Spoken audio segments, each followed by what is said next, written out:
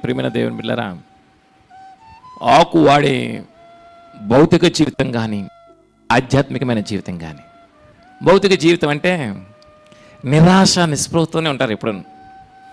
ఏదో సంవత్సరానికి ఒకసారి మరి మీ ముఖాలు వాడిపోవచ్చు, కానీ దేవుని యందు జన్మించిన నీవు నేను ఎక్కువ శాతం 99% నీ హృదయంలో దేవుని గూర్చిన ఉత్సాహం, దేవుని కలిగి ఉన్న అనుభూతి నీ ముఖాల్లో ప్రతిబింబించాలి.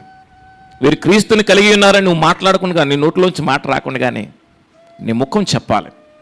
అది క్రీస్తునందు నీవు అంటుగట్టబడి దేవుని ఆత్మయందు ఆనందిస్తున్నట్లుగా లెక్క. ఒక వాక్యం చేత నువ్వు ఉండాలి. నీకు మరి ముఖ్యంగా నీకు ఆందోళన కల సమయంలో, ఇప్పుడు నిరాశ ఎదురైనప్పుడు, ఇంకా ఎక్కువ నిరాశలోనికి దాని గురించి ఆలోచించడం ద్వారా వెళ్ళిపోతుంటున్నప్పుడు ఆధ్యాత్మిక జీవితానికి అది ప్రయోజనకరం కాదు.